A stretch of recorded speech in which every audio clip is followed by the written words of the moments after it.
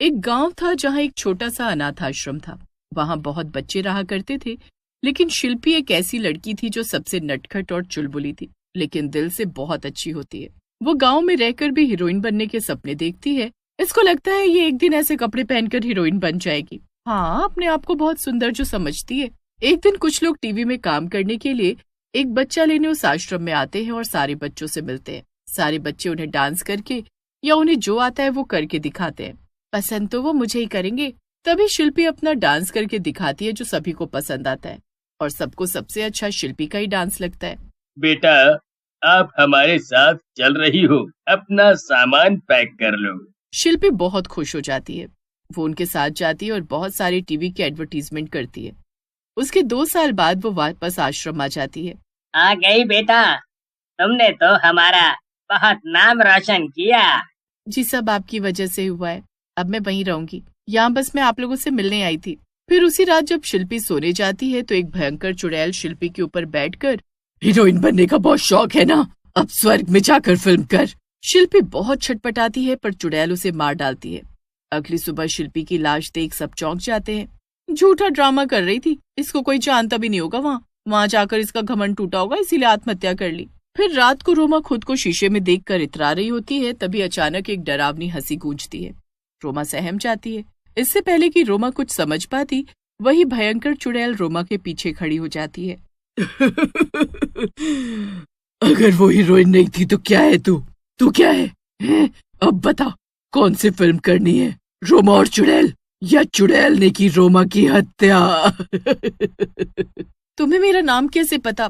क्या शिल्पी को भी तुमने ही? इससे पहले कि रोमा अपनी बात पूरी करती, चुड़ैल रोमा को मार देती है। अगली सुबह रोमा की लाश देखकर सब डर जाते हैं।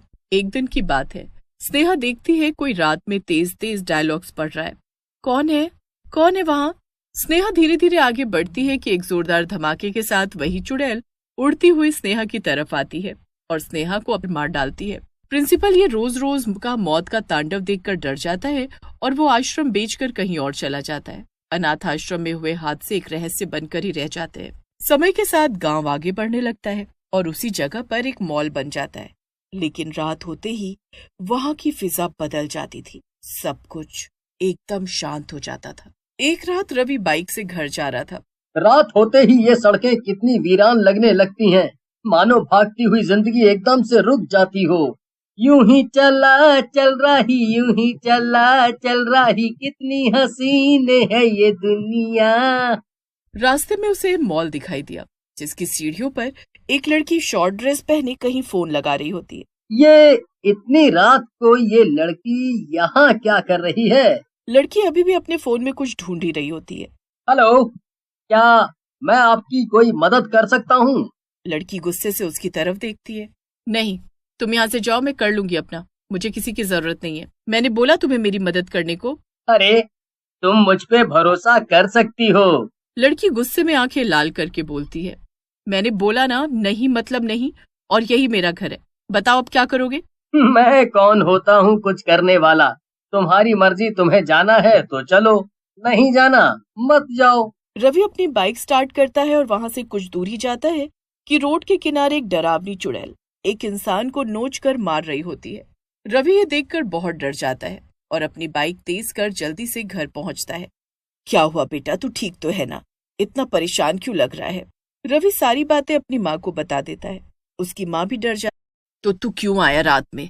अब मत आना। तेरे अंदर जो ये जिज्ञासा है वो हमें एक दिन मरवा देगी। जिज्ञासा से रवि को एकदम से वो शॉर्ट ड्रेस पहनी लड़की याद आती है। भगवान, उस लड़की को भी उस चुड़ैल से बचाना। अगले दिन रवि और उसका दोस्त अंकुर साथ में कॉलेज जाते हैं और घर आने में फिर देरी हो जाती है। चल यार, मेरा तो घर आ गया। तुझे अगर इस रास्ते से डर लग रहा है तो तू दूसरा रास्ता ले ले।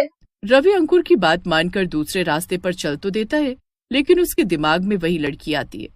ऐसे बहुत से सवाल रवि के दिमाग में चल रहे होते हैं, इसलिए वो अपनी बाइक घुमा लेता है और फिर उसी रास्ते से जाने लगता है। वो देखते हुए जाता है, तभी वो लड़की उसको एक नई शॉर्ट ड्रेस में दिखाई देती है। अगर ये सच में यही रहती है तो ये कपड़े कैसे बदल लेती है? तुम फिर आ गए? तुम्हें क्या लेना देना है मुझसे? क्यों फिर आ गए हो? ये जगह ठीक नहीं है। कल मैंने यहाँ एक चुड़ैल को एक आदमी को नोचते देखा था, तो मैं देखने आया था कि तुम ठीक हो कि नहीं? तुम मुझे जानते भी नहीं हो और मेरी परवाह कर रहे हो। मैंने तुमसे कल भी कहा था ना, मैं वैसा लड़का नहीं हूँ। और इंसानियत नाम की भी कोई चीज होती है। लड़की हंसने लगती है। अच्छा ऐसा है क्या? चलो तुम जैसे इंसान कम ही बचे अब।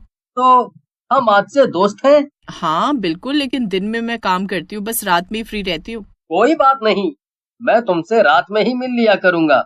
इतना बोलकर रवि घर के लिए निकल तो जाता है, लेकिन रास्ते में उसको डर लगने लगता है। लेकिन आज सब सामान्य होता है। रवि खुशी खुशी घर आकर सो जाता है और सुबह उठकर कॉलेज जाता है, लेकिन उसके बाद रात होने का इंतजार करने लगता है। हे भगवान, बचा लेना। वो लड़की आज वहां नहीं होती। आज उससे उसका नाम पूछूंगा। तीसरा दिन हो गया, अभी तक मुझे उसका नाम भी नहीं पता। रवि मॉल के बाहर बैठ जाता है और करीब 1 घंटे बाद उसे वो लड़की नजर आती है। आज उसने लाल कलर की शॉर्ट ड्रेस पहनी होती है, जिसमें वो बेहद खूबसूरत लग रही होती है। अरे, तुम कहाँ रह गई थी? मैं कब से तुम्हारा इंतजार कर रहा था। हाँ, वो मुझे थोड़ा काम आ गया था। तुम ठीक हो ना? हाँ, मुझे क्या होगा, मैं तो बिल्कुल ठीक हूँ। रवि जब उससे मिलकर जा रहा होता है तब भी वो रोड के किनारे वही नजारा देखता है जो उसने 2 दिन पहले देखा होता है। एक बहुत ही भयानक चुड़ैल एक आदमी को मार कर खा रही होती है। रवि फिर से अपनी बाइक को तेज करता है और घर पहुंचता है और हमेशा की तरह अगली सुबह उठकर कॉलेज आता है। लेकिन कॉलेज में इस बार बात कुछ अलग ही हो रही होती है। रवि, तुमने सुना? पिछली कुछ रातों से शहर में कितने लोगों की मौत हो रही है और मौत का कारण भी किसी को पता नहीं चल रहा है। नहीं, मैंने तो ऐसा कुछ नहीं सुना। मुझे डर तो लग रहा है। ऐसा कहाँ और कब हो रहा है? क्या तुम मुझे बता सकते हो? आजकल रोज रात कोई ना कोई मरा हुआ मिलता है, जिसको देख पुलिस भी चौंक जाती है। और कमाल की बात है, ये हादसे सिर्फ रात को ही होते हैं। रवि ये बातें सुनकर घबरा तो जाता है, लेकिन फिर रात को उसी मॉल की तरफ जाने का तय करता है। और इस बार वो सोचता है कि मैं उस लड़की को अपने घर सुरक्षित लेकर जाऊंगा ताकि उसको कोई नुकसान न पहुंचे। तभी वो मॉल के पास उसी लड़की को खड़ी देखता है। लड़की जैसे ही पलटती है रवि के होश उड़ जाते हैं, क्योंकि वो एक चुड़ैल रूप में होती है। यही मेरी सच्चाई है। मैं कोई आम लड़की नहीं बल्कि एक चुड़ैल हूँ।